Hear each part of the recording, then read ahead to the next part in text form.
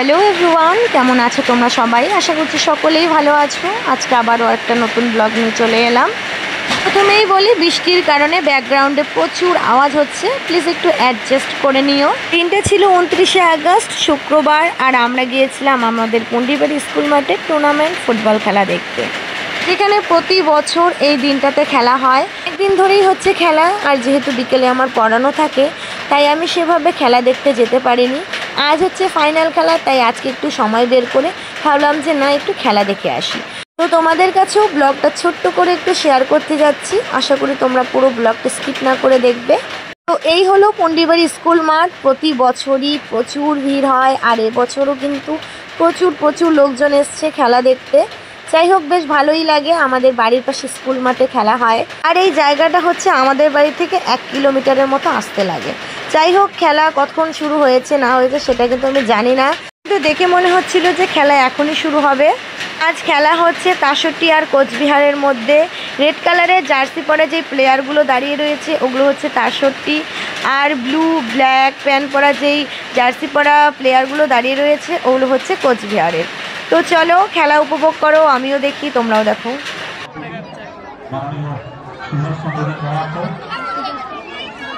বিশিষ্ট সমাজসেবী মাননীয় সঞ্জীব দাস মহাশয় এবং জগৎসর পুলিশ পোস্টের আধিকারিক মাননীয় জগৎজ্যোতি রায় মহাশয়কে আমি বিনম্রভাবে অনুরোধ করছি দলের কিট দিয়ে খেলার শুভ সূচনা করার জন্য।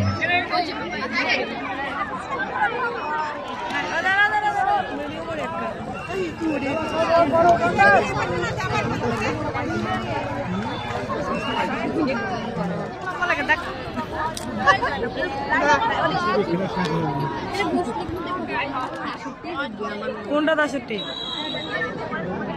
কোনটা ৬৩?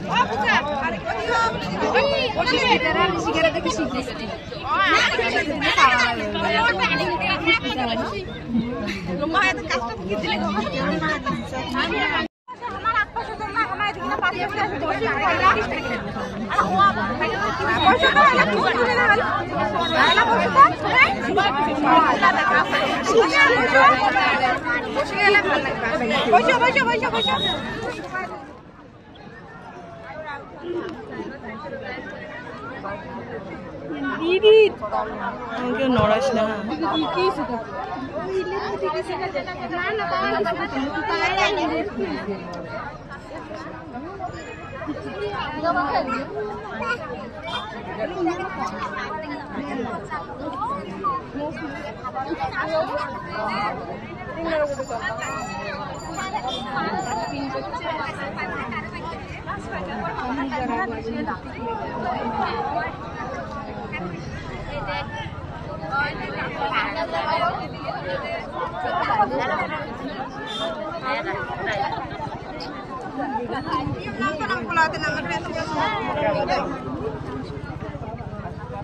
খেলা দেখতে দেখতে হঠাৎ চোখে পড়লো এই বাচ্চাগুলোকে।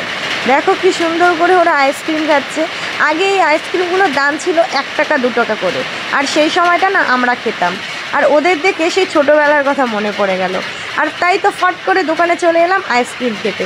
এখন আর ওই আইসক্রিমগুলো খেতে খুব একটা ভালো লাগে না, কিন্তু ওই সময়টা আমাদের ওই আইসক্রিমগুলো খুব পছন্দের ছিল। আর সত্যি কথা বলতে তখন আমি আইসক্রিমও জানতাম না, তখন আমরা জানতাম যে বরফ খাবো। আমরা আইসক্রিমওয়ালাকে বরফওয়ালা বলতাম। সত্যি তো এটাই, ছোটোবেলাটা আমাদের সকলের কাছে বেস্ট একটা সময় ছিল, যেটাকে আমরা কেউ অস্বীকার করে বলতে পারবো না যে ছোটোবেলাটা ভালো না। যত বড় হচ্ছি তত যেন মাথার মধ্যে এত চাপ এসে পড়ছে। যাই হোক, এখানেই টাকা দিয়ে দিলাম, 10 টাকা করেই নিল আইসক্রিমগুলো। তাই দুজনে দুটো আইসক্রিম এখানে দাঁড়িয়ে দাঁড়িয়ে খেতে খেতে দেখি ওদিকে নাচ শুরু হয়ে গেছে। কিন্তু দুর্ভাগ্যবশত আমি তোমাদের নাচ দেখাতে পারলেও গান শোনাতে পারছি না। সেটা তো তোমরা জানোই কি প্রবলেম। এদিকে সন্ধ্যা হয়ে যাচ্ছে, দাঁড়িয়ে থাকতে থাকতে বোরিং লাগছে, কিন্তু কিছু করার নেই, অপেক্ষায় রয়েছি আমরা যে কে জেতে। দেখা যাক কতক্ষণ থাকতে পারি, কে উইনার ট্রফি নিয়ে যায় সেটা দেখতে পারি কিনা। আমাদের বাড়ি ওদিক থেকে অনেকেই এসছে, দেখতে পাচ্ছ।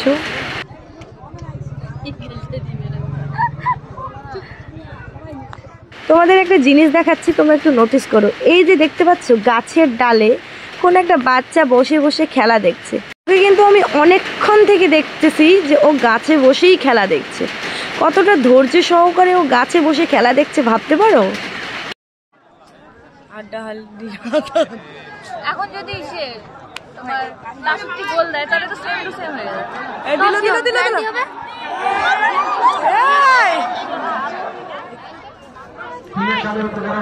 তিনি আর চালাতে উঠে যাবে মা তুই তো ও মা চলো